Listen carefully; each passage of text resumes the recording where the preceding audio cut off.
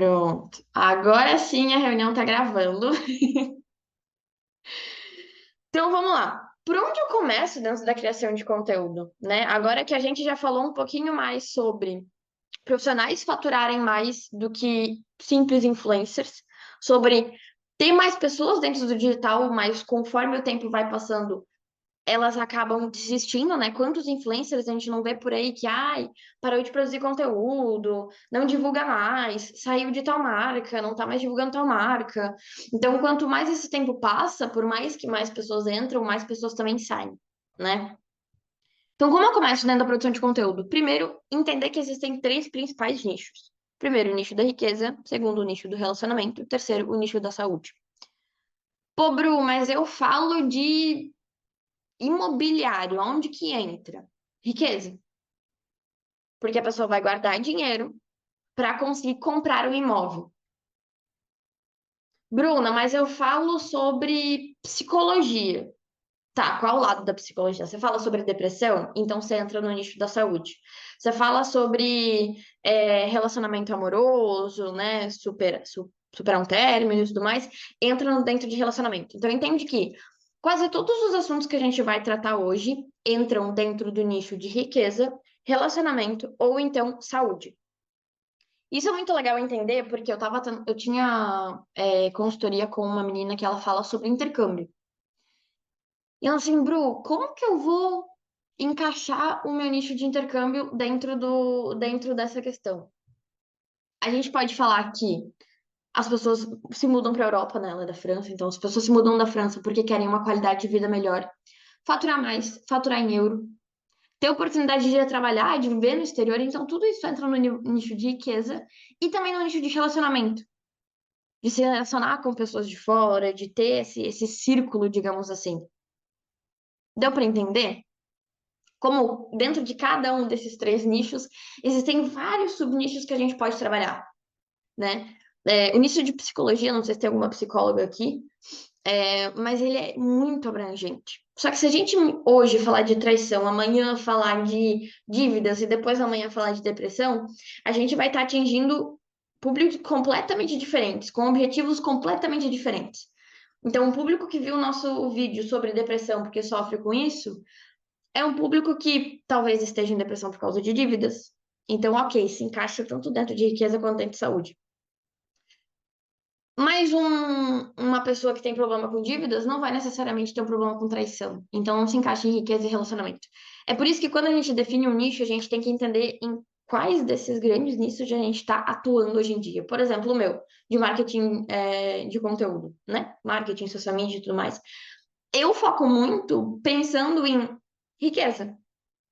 Ai, Bruna, porque você quer ficar rica? Não, porque os meus clientes querem ficar ricos através da produção de conteúdo. Os meus clientes querem vender mais através da produção de conteúdo. Então, toda a minha produção de conteúdo é voltada para a criação de conteúdo para vender mais, para ter mais clientes, para ter mais seguidores, para ter mais compradores e assim por diante. Deu para entender? Me manda um ok no chat aí, se vocês conseguirem entender um pouquinho.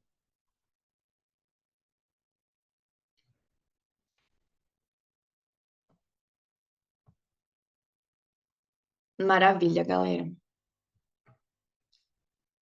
Uma das palestras que a gente teve era com a tia Paula Gabriela. Talvez vocês já tenham visto alguns vídeos. Ela tem mais de quase 2 milhões de seguidores. Ela é uma professora de inglês. E ela falou uma coisa que ficou assim na minha cabeça, ecoando assim, de tudo que a gente cria é produto de tudo que a gente consome. Não existe ideia original. Isso eu já vou deixar muito claro para vocês, tá? Ai, mas X pessoa tem um formato que ela criou do dela. Não, ela viu na gringa alguma coisa parecida e aí mudou completamente, tá? Primeiro, como que eu começo essa produção de conteúdo se nada é original, tudo se copia, tudo se adapta? Tenha referências. Hoje, uma das principais coisas que eu faço, tanto com consultoria quanto com o pessoal que eu trabalho, né, que eu sou social media, são meus clientes, eu peço um escopo de referências. que é esse escopo de referências? São pessoas tanto dentro do nicho, então, concorrentes diretos, concorrentes meio indiretos, quanto fora do nicho. Então, Bru, esse aqui é meu concorrente. Esse aqui não é meu concorrente, mas eu gosto do jeito que ele fala. Esse aqui ele fala de uma coisa completamente diferente, mas eu gosto dos vídeos dele, eu gosto da qualidade dos vídeos. Então, tu precisa ter uma lista ali de referências de pessoas que você se inspira, primeiro para ver o que está dando certo no teu mercado. Então, por exemplo, o Matheus, ele vai seguir outros copies, né? Seguir outros copywriters e entender que tipo de conteúdo eles estão fazendo para atrair clientes. Eles estão falando sobre isso, isso, isso e aquilo. Então, você já consegue ali uns 5 tópicos do sobre o que você precisa falar. E aí, a parte do como você vai falar, entra para essas referências de fora do nicho. Eu vou juntar esse assunto aqui de fulaninho com o estilo de vídeo do ciclano. E aí eu formo uma coisa minha, entende? Não é totalmente original, porque o vídeo formato é de um assunto parecido com o que o fulano falou, mas eu tô botando ali a minha vivência, a minha história, a minha essência e a minha opinião. E aí o formato de conteúdo que eu vi outra pessoa e vou acabar replicando. Então, por isso que é muito importante você ter referências. Bruna, mas agora eu vou abrir uma vulnerabilidade minha, que quando eu comecei dentro da criação de conteúdo, falando para marketing, falando de social media e tudo mais, as pessoas não interagiam nos meus vídeos. Até hoje, não tem uma interação muito uau dentro do meu Instagram. Como que eu faço, então, para ter dúvidas do pessoal, para entender o que eles estão pedindo? Eu entro no Instagram de alguém que é minha concorrente. Não é exatamente concorrente, vai, mas é do mesmo nicho. E vou nos comentários das publicações dessas pessoas para entender o que o público dela está comentando. E isso é uma dica que eu peguei com uma grande player e que vocês podem pegar também. Mas meus vídeos, minhas caixinhas de pergunta não tem pergunta, meus vídeos não tem comentários, eu não sei o que meu público quer, que tipo de referência que eles gostam. Pega, entra no Instagram do teu concorrente. E aí você entra nos comentários das publicações. Aí você vai entender o que as pessoas estão comentando para essa pessoa. E aí você entende. Aí não é copiar, viu? Aí é exercitar a criatividade, que inclusive a gente vai fazer hoje. Mas é entender o que dá certo e o que não dá certo. O que eles estão pedindo e como eu posso adaptar isso para o meu nicho, para a minha forma de falar. Tá? Outro ponto muito importante dentro da criação de conteúdo, né? Dentro desse como começar, primeiro, ter referências. Segundo, ter esse checklist de 3 coisas dentro do teu conteúdo. Primeiro, essência. As pessoas te seguem porque elas gostam de ti. Não porque você falou, você fala difícil, você falou, tananana, não. As pessoas te seguiram porque elas olharam a tua publicação, gostaram. Olharam teus stories, gostaram, resolveram te seguir.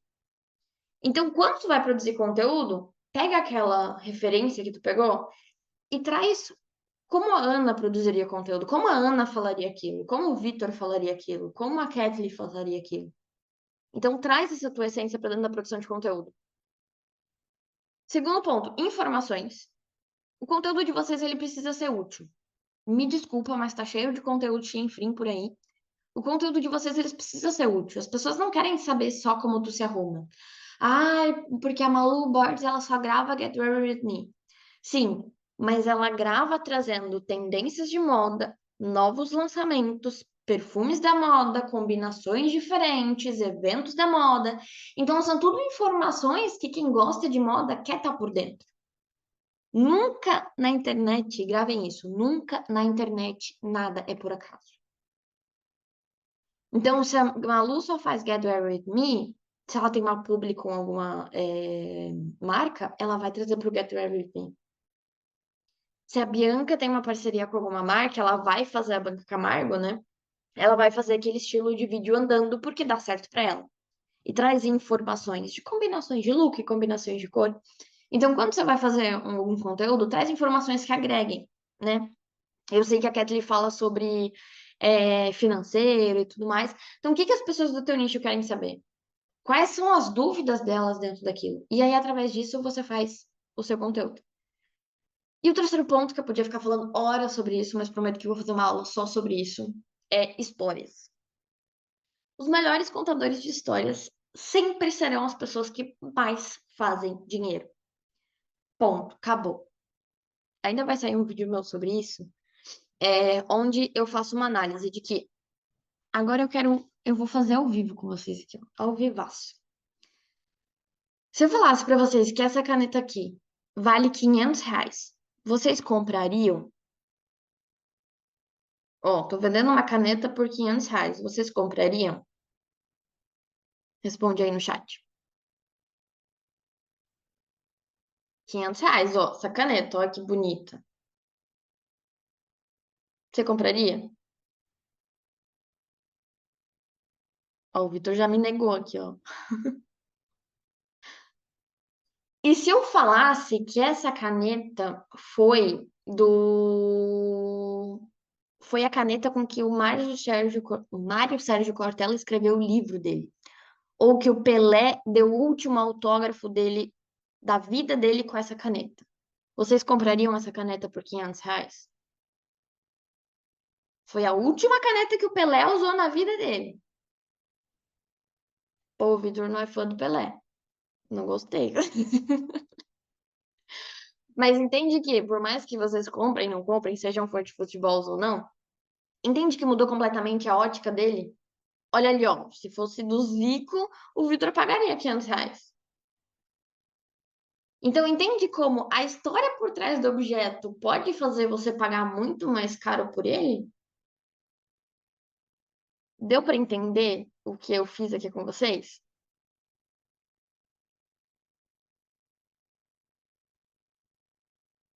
Então, assim, é através das histórias que tu vai vender alguma coisa.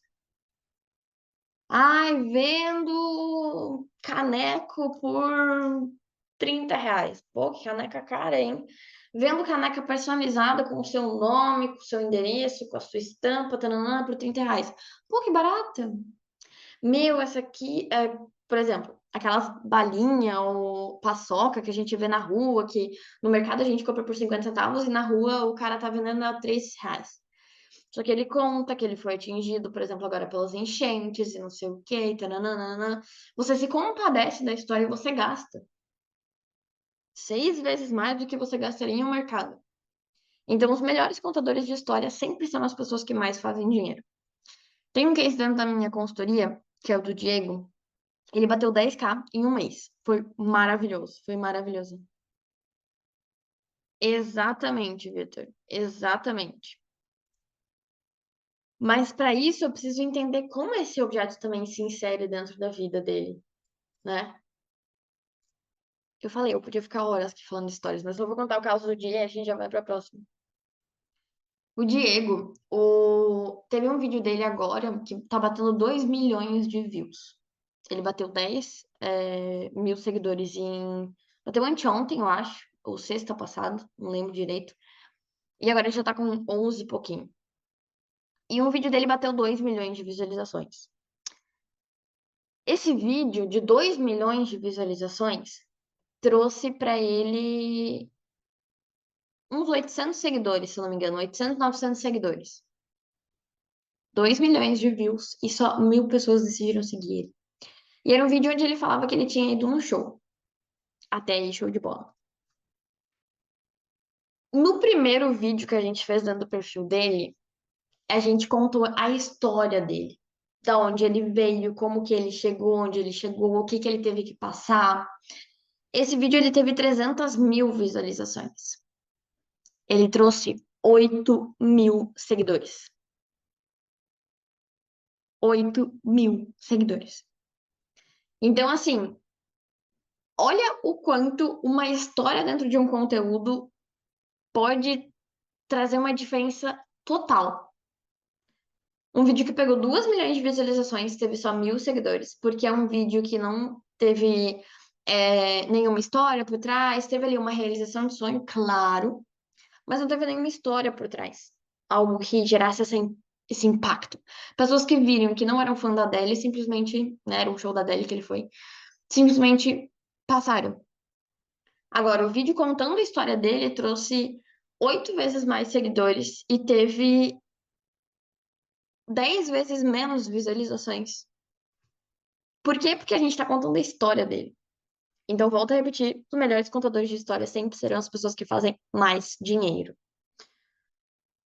O Canva, ele resolveu me sacanear e não está mostrando as fotos. Mas aqui tinha fotos de vários diferentes formatos. Então, depois que você tem as suas referências, você colocou a sua essência, colocou as informações necessárias e está contando história dentro dos seus conteúdos, você repete os formatos dentro da sua criação de conteúdo. O que é esse repetir formatos? É você usar não sempre o mesmo vídeo, mas o mesmo tipo de edição, o mesmo tipo de luz, o mesmo tipo de letra. Sabe aquela pessoa que aparece toda hora com uma hora um vídeo todo estourado, outra hora um vídeo bem escuro, uma hora uma letra neon, aí outra hora a letra piscando? Não faz muito sentido porque tu não consegue reconhecer o formato daquela pessoa. Não, tá carregando mesmo. Então, por isso que dentro do Instagram, sempre repita os mesmos formatos. Por que você vê Hannah Franklin sempre replicando o mesmo formato? Porque ela já é conhecida por aquele formato. Por que você vê Bianca Camargo, Gabi Moretti, Mari Krieger sempre replicando os mesmos formatos? Porque elas já são conhecidas por aquele formato. Quando eu vejo um vídeo delas, automaticamente eu já sei que é ela. Eu já sei que são elas. Então, fica mais fácil do público de reconhecer dentro da sua criação de conteúdo. E para essa repetição de formatos, eu tenho uma surpresinha, um presente depois para vocês. Mas isso no final. E aí eu tinha botado aqui fotos bem bonitas de um formato público e um formato original. O que é o formato público? Já que o Instagram, já que o Canva resolveu me sacanear, eu vou mostrar para vocês alguns formatos públicos e alguns formatos originais. Ó, tá começando a carregar algumas fotos aqui.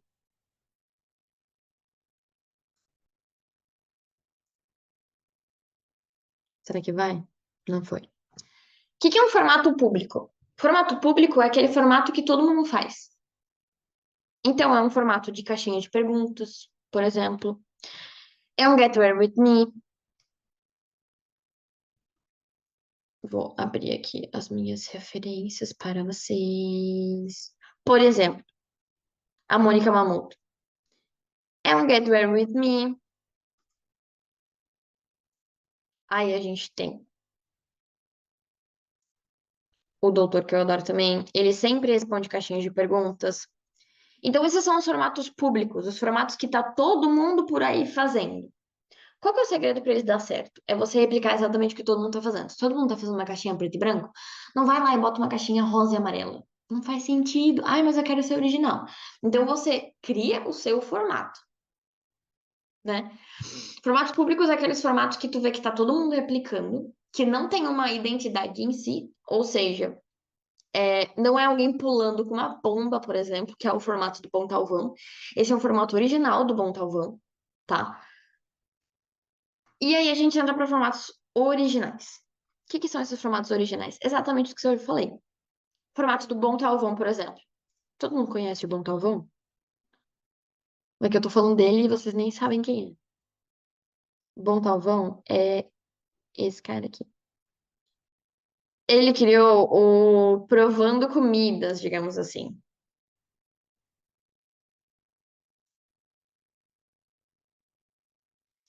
Então, todos os vídeos dele estão nessa fase dele pulando, explodindo, dele provando comidas. Esse é um formato dele, é um formato original. O formato da Gabi Moretti, todo mundo conhece a Gabi Moretti? O formato da Gabi Moretti é ela simplesmente andando, até para fazer vídeo de comida, ela trouxe esse vídeo andando. Por quê? Porque é o formato conhecido dela. É sempre nesse canto, é sempre andando assim. Tem o formato da Hannah. A Hannah, ela criou um estilo de edição, que é esse vídeo um pouco mais escuro, é essas palavras em destaque. Então, é o formato dela. Se você vê alguma legenda assim, você vai saber automaticamente que a pessoa copiou a Hannah, porque é o formato original dela, tá?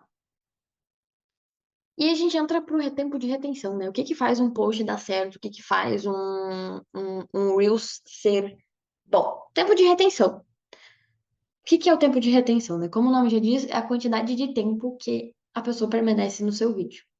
Ah, mas então, para a pessoa ver meu vídeo o tempo inteiro, eu vou fazer um vídeo de 1 segundo só piscando, assim como tá todo mundo fazendo? Não, pelo amor de Deus, não! O que que é esse tempo de retenção? Não é a quantidade de. Nossa, realmente o Canva tá me sacaneando real, que eu tinha botado um print de um vídeo meu aqui. É, o meu vídeo, ele foi assistido 11 segundos. O meu vídeo, aquele do evento. Vou botar pra vocês aqui. Aqui a gente faz ao vivo, gente. O meu vídeo do evento, ele foi assistido um total de tempo médio de visualização 12 segundos.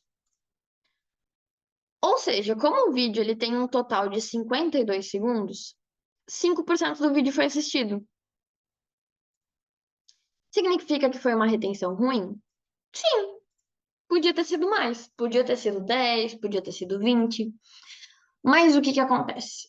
Um vídeo que ele tem 50 segundos e ele foi assistido 12, são 5% do vídeo, né? Basicamente. Só que ali naqueles 5% as pessoas já ouviram minha postura, minha voz, meu tom de voz e o vídeo do fundo. Se eu trago aqui um vídeo de 7 segundos, as pessoas vão conseguir ouvir meu tom de voz, ver um pouquinho da minha essência, de como eu falo, da entonação? Não vai.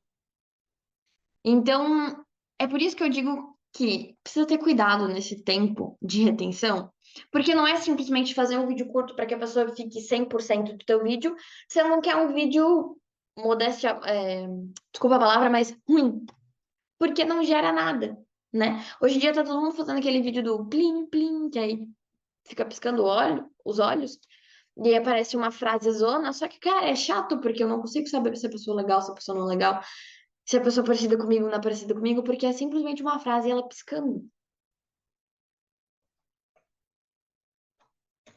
É por isso que eu sou a maior hater de vídeo de 5 segundos. Tá, Bruna. Mas eu já tenho minhas referências. Vou fazer um recap, né? Já tenho minhas referências, já boto minha essência, já tenho umas informações, já tenho umas histórias.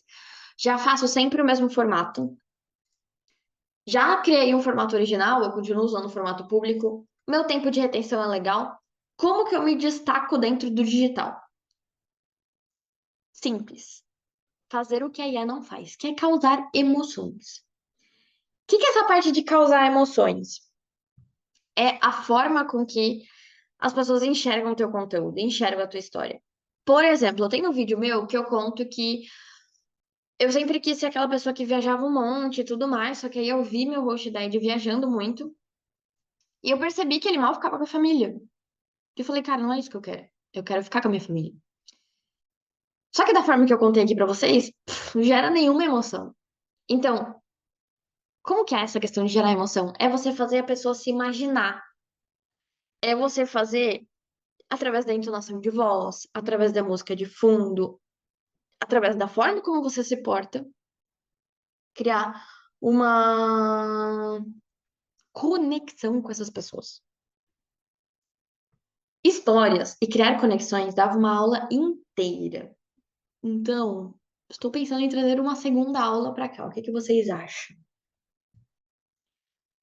Outra pergunta para vocês, que agora eu quero que vocês me respondam em chat só para ver se vocês estão prestando atenção. Vocês consideram pessoas criativas ou não? Você tem aquelas ideias assim, uau, nossa, que ideia massa, ou tipo, putz, não faço ideia de onde veio essa ideia, essa pessoa pensou nisso, não sou criativa, não consigo criar assim. Legal, Ana, mais ou menos, a Kathleen tem um pouco de dificuldade. Matheus, como copy, você se sente criativo ou não?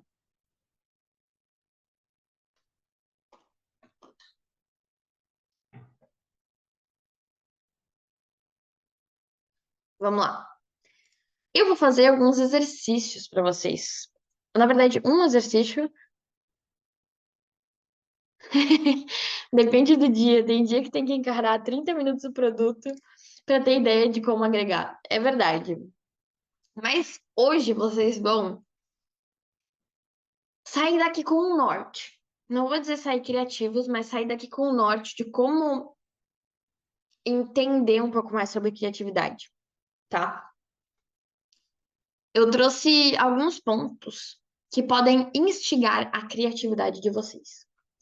O primeiro deles é a substituição. Substituir um elemento por outro. Por exemplo, uma campanha que aconteceu isso muito bem é a campanha da Coca-Cola, onde ela tirou aquela Coca e botou, tipo, o nome das pessoas. Então tava lá Bruna, Ana, Kathleen, Suzana, Thaís, Matheus, Vitor. E aí é óbvio que você vai comprar uma Coca-Cola porque o teu nome tá lá escrito. Você vai comprar uma latinha porque o teu nome tá lá escrito. É óbvio.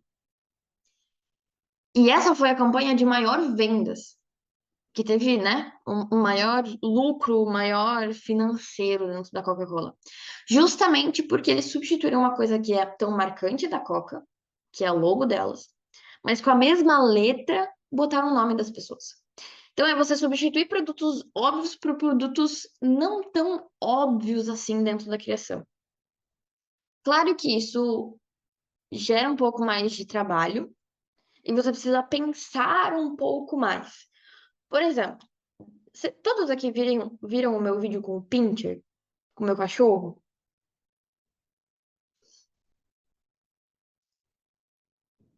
Ele é mais ou menos uma substituição. Então, ao invés de eu simplesmente falar, eu fui lá e fiz todo um teatro para a pessoa entender. E aí entra também a combinação, que é combinar dois fatores completamente diferentes. Eu combinei o meu Pincher, depois vocês vão lá no meu Instagram e veem esse vídeo do Pincher, com uma pessoa que tem 100 mil seguidores dentro do Instagram. Que late, late, late, late, late, não faz mal pra ninguém porque é só um Pincher. Tem um vídeo da Hannah também, que eu gosto muito, que ela fala da história de um taxista com um martelo na mão.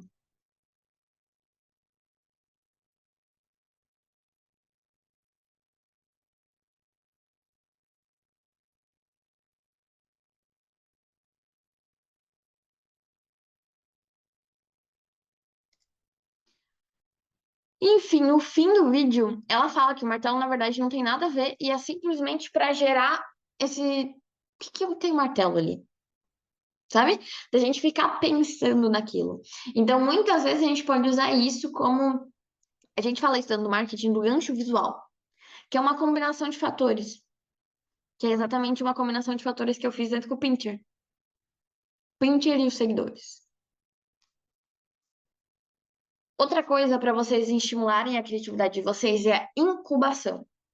Ou seja, deixar as ideias maturarem antes de sair botando em prática. Como que eu faço os meus conteúdos, minhas ideias, meus roteiros, roteiros de clientes?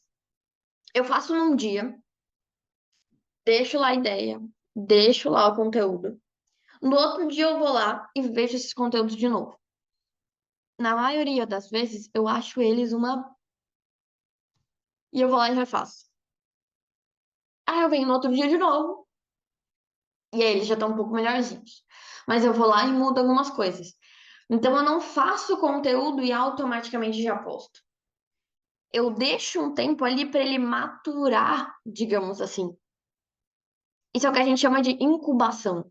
Você pega a tua ideia,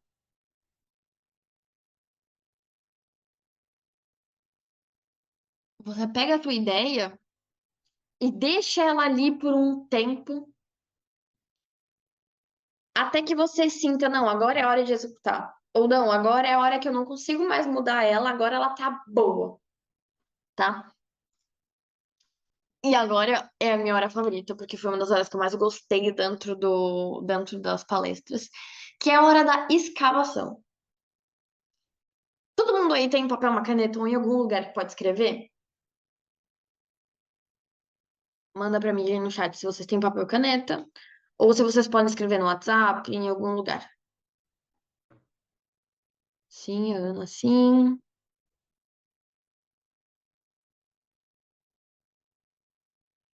Show. Eu quero que vocês. Eu vou dar um minutinho pra vocês. Um minuto mesmo, tá? Tô aqui com o cronômetro, ó. Um minuto. E eu quero que vocês escrevam o máximo de meios de transporte que vocês pensarem. O máximo, tá? Um, dois, três e bora. Escreve todos os meios de transporte que vem na tua cabeça. Todos eles. Vamos ver quem escreve mais aqui. Escreve todos os meios de transporte que vem na tua cabeça, mas tem que escrever mesmo, que é pra ideia, que é pro meio de transporte sair da tua cabeça e entrar outro.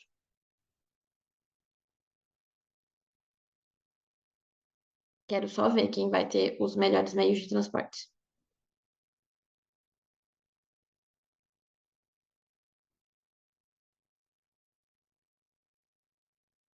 Tá todo mundo conseguindo escrever? Mais 10 segundinhos.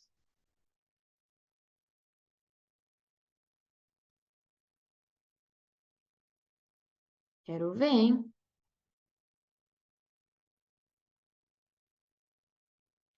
Foi.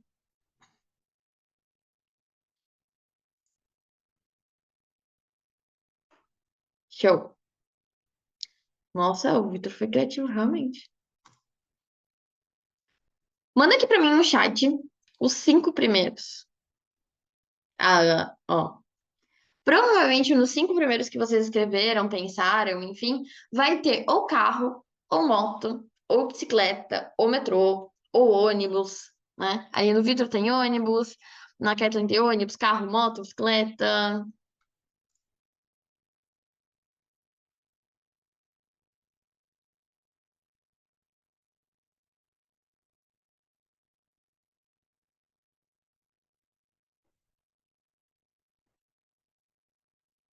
Ó, carro, moto, ônibus. Show. O que acontece? As primeiras coisas que vieram na cabeça de vocês, isso aqui é uma chave muito grande da criatividade que funciona na cabeça aqui, ó. As primeiras ideias que vêm na cabeça de vocês são as ideias mais óbvias. São as ideias que todo mundo pensa. Ou seja, carro, moto, bicicleta, metrô, ônibus, barco. Ó, a Ana já foi usada e botou um cavalo ali no meio. As próximas ideias já vêm umas ideias um pouco mais diferentes, né? Caminhão, barco, van, lancha, trem. Deixa eu ver o que vocês mandaram, as outras ideias de vocês. Avião, trem, bicicleta, canoa, jato, paraquedas. E o que que acontece? As últimas ideias, essas sim são as criativas, que são aquelas que ninguém pensa. Skate, patinete, dragão, esqui, prancha de surf. Então, o que que eu quero mostrar aqui para vocês? Que é através dessa escavação, que é você não parar nas ideias que todo mundo pensa, mas ir mais a fundo e ir mais a fundo até chegar nas ideias que realmente são diferentes. Isso é questão de criatividade. A tua primeira ideia vai ser uma merda. Minha primeira ideia também é ruim. A segunda também continua sendo ruim. A terceira talvez já é melhorzinha. A quarta é melhorzinha. E lá pela sétima que fica, pô, ninguém nunca pensou nisso aqui. Caraca, que surreal. Deu para entender um pouquinho de como que a gente trabalha essa questão da criatividade? Nunca vai ser a primeira ideia. E talvez no primeiro momento tu pense, pô, skate não é meio de transporte. Mas aí a gente entra para aqui, para incubação de deixar as coisas maturar, deixar as ideias lá e aí pensar nas próximas ideias. Aí, pô, faz sentido. Skate é realmente um meio de transporte porque me leva de cá até lá. Deu para entender um pouquinho sobre essa questão de criatividade, de como a gente chega lá nas ideias que são realmente fora da curva? Conforme a gente vai exercitando, conforme a gente vai pensando em cada vez mais ideias, pensando em cada vez mais conteúdos, vídeos, consumindo e se inspirando, essa ligação aqui, né? Essa aula é o olhar do criador. É você não só scrollar na tua tela, e sim observar o que as pessoas estão fazendo. Como que elas estão transmitindo as mensagens? Por que esse vídeo me chamou a atenção e os outros vídeos não? E o último, para que isso que tudo seja encaminhado para um lugar só, é limitação. Não dá para você pensar, tá, eu vou falar sobre criação de conteúdo, mas o que eu vou falar? Ah, hoje eu vou falar sobre Instagram, amanhã eu vou falar sobre YouTube, depois amanhã eu vou falar sobre TikTok. Não, vou falar só sobre Instagram. Tá. Mas agora, dentro do Instagram, eu vou falar sobre o quê? Só sobre Reels, sobre criação autêntica, sobre stories, sobre infoprodutos. Para que lado que eu vou mirar? Entende que cada lugar que vocês forem entender, forem mirar, existem mais outros 1000 que você pode ir. Por exemplo, o ramo de copy, né, que é o do Matheus, copywriter. O Matheus pode falar de copy no geral. Copy para legenda de conteúdo. E aí já vira aqui, ó. Ah, eu vou escrever copy só para lançamento e página de venda. Aí eu já miro em outro lugar completamente diferente. Ah, eu vou escrever copy só para infoprodutores, só vou criar narrativa para stories. Aí a gente já tá mirando para outro lugar completamente diferente. É por isso que eu trouxe a questão do nicho para vocês lá na frente, lá no início da aula. Porque isso vai te dar uma limitação para mirar em um lugar só e não ficar atirando para todos os lados. Porque aí nem você sabe onde você vai chegar.